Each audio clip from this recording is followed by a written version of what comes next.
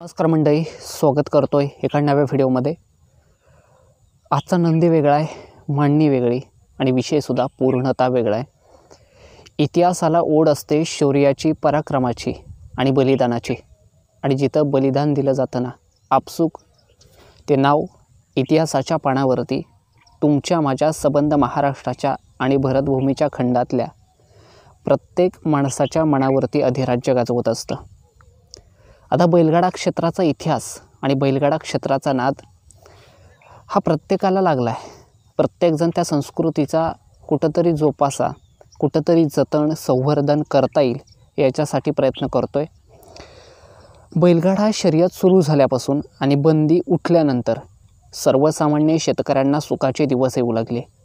बरीचशी शेतकऱ्यांची पोरं ह्या नादाकडे वळली, काही जण बर्बादही झाले असतील, पण काही जण खरंच योग्य मार्गावरती जाऊन स्वतःचं उपजीविकेचं साधन म्हणून त्या क्षेत्राकडे पाहत आहेत।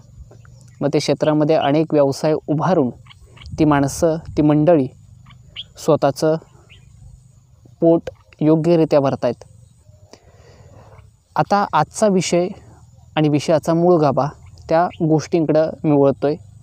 मंडळी, सध्या जर पाहिलं गेलं ना, तर बरीचशी वासरं चर्चेत यायला लागल्यात, बरीचशा नंदी उदयाला यायला लागल्यात। सर्वसामान्य शेतकऱ्यांच्या असू द्या किंवा मग मोठ्या बैलमालकांच्या असू द्यात, परंतु त्यांना सुखाचे आणि चांगले दिवस यायला लागलेत। बरीचशी वासरं अशी आहेत की प्रत्येक मैदानात गुलालात दिसायला लागलेत, आणि मग ह्या बैलांचं नाव, ह्या वासरांचं नावसुद्धा महाराष्ट्रासमोर आलं पाहिजेच की। जे पहिले नंदी पळत आहेत त्यांचं नाव आपसूक महाराष्ट्राच्या प्रत्येक तळागाळातल्या, खेडोपाड्यातल्या लहान थोरांपर्यंत पासून ते जुन्या जाणत्या माणसांपर्यंत पोहोचलं आहे। परंतु आता ही वासरंसुद्धा सर्वसामान्य लोकांपर्यंत, जुन्या जाणत्या माणसांपर्यंत पोहोचली पाहिजेतच की।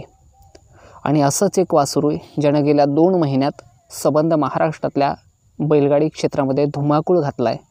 ते विजय घाडगे फौजी, आरोही पंकज घाडगे, बारीक ड्रायव्हर शिरसवडीकर, अर्थात शिरसवडीकरांचा रायफल, ज्याला पब्लिक किंग म्हटलं जातं, वेगाचा बेताज बादशाह असं म्हटलं जातं।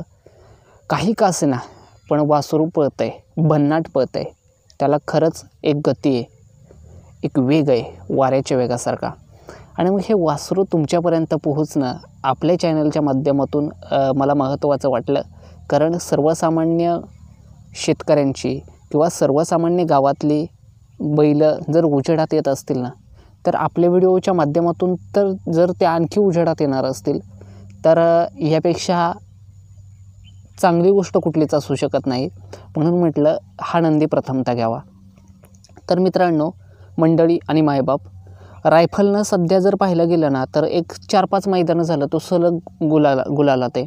स्वामी वडगाव मैदान झालं, त्या मैदानात 78 पक्षात तो सुद्धा नामांकित बैल आहे। त्या बैलाच्या गळ्यात पळून त्यानं प्रथम क्रमांक केला। आंबवडीचं मैदान झालं, त्या मैदानात श्याम आष्टेकरांचा साताऱ्यातला लकी नावाचा बैल आहे, त्या बैलाबरोबर त्यानं प्रथम क्रमांक केला। त्याच्यानंतर निमसोडचं मैदान झालं, निमसोडच्या मैदानात त्यानं जीवन ड्रायव्हर निनामकरांचा सुंदर, त्याच्या गळ्यात पळून प्रथम क्रमांक केला। आणि त्याच्यानंतर परवा पेठचं वडसरी केसरी मैदान झालं, त्या मैदानात सदा मास्तर यांच्या ठाकूर या बैलावर पळून त्याने प्रथम क्रमांक केला। आता ह्या सगळ्या बैलांची नावं सांगितली, ही बैल खरंच चांगली पळतात, ठाकूर असू द्या, पक्षा असू द्या। आणि काल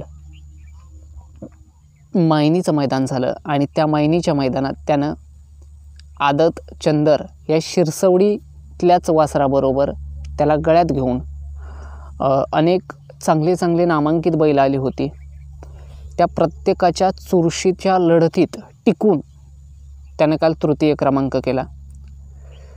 20-19 होत असतं। आज रायफल पळतोय, उद्या पिस्टन पळेल, उद्या पिस्टन पळतोय, परवा बैजा पळेल, परंतु जो पळतोय तो उजेडात येणं गरजेचं आहे।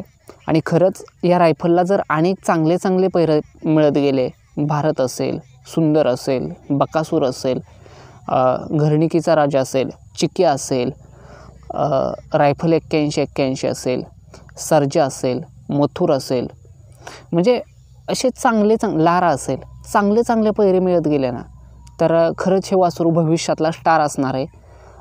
जर सलग 4-5 मैदानात गुलालात राहणं हे खरंच सोपी गोष्ट नसते. गाडी कडन येऊ द्या, मधनं येऊ द्या, कुठूनही येऊ द्या, पण खरंच तो रायफल मैदानात गुलालात राहतोय. 1 नंबर 2 नंबर होण्यापेक्षा सुरुवातीचा काळ हा प्रचंड संघर्षाचा काळ असतो आणि त्या काळामध्ये गुलालात राहणं याच्यापेक्षा मोठी गोष्ट कोणतीच नसते. त्या बैलमालकाचं खरंच करावं तेवढं कौतुक कमीच आहे, कारण लक्ष्मी ही कुणाची कुठंसुद्धा पळत नाही.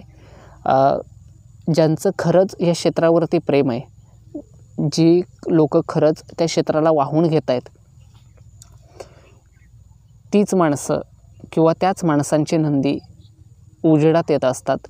आणि मला असं वाटतं की जर प्रामाणिकरित्या प्रत्येक बैलमालक, प्रत्येक शेतकरी असं कष्ट करत राहिला तर आपल्याला सुखाचे दिवस येतीलच हो.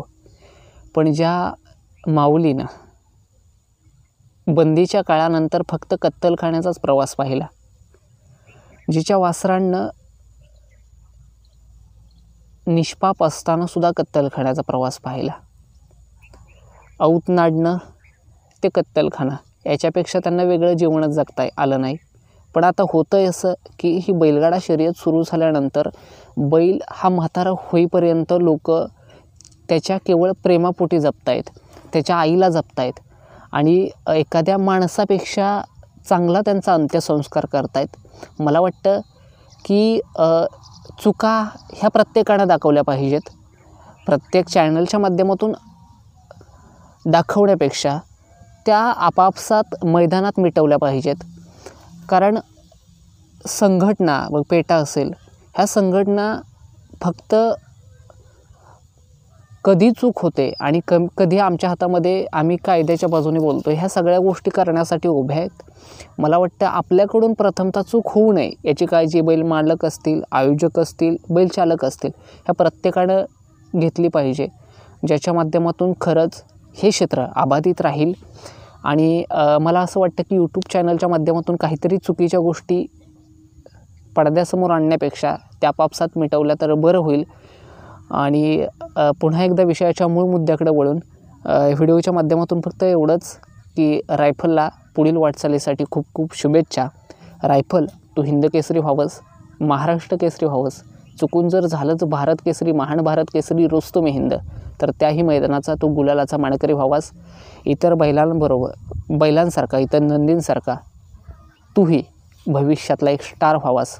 तुझ्याही मालकाचं नाव महाराष्ट्रातल्या, भारतातल्या तळागाळातल्या प्रत्येक जुन्या जाणत्या माणसाच्या ओठावरती निघावं, एवढ्याच तुम्हाला लाख खूप खूप शुभेच्छा. भेटूयात अशाच एका नव्या व्हिडिओमध्ये, एक नवा नंदी, एक नवा विषय, एक नवी मांडणी आणि ग्रामीण जीवनाचा एक नवा प्रश्न घेऊन. तोपर्यंत जय महाराष्ट्र.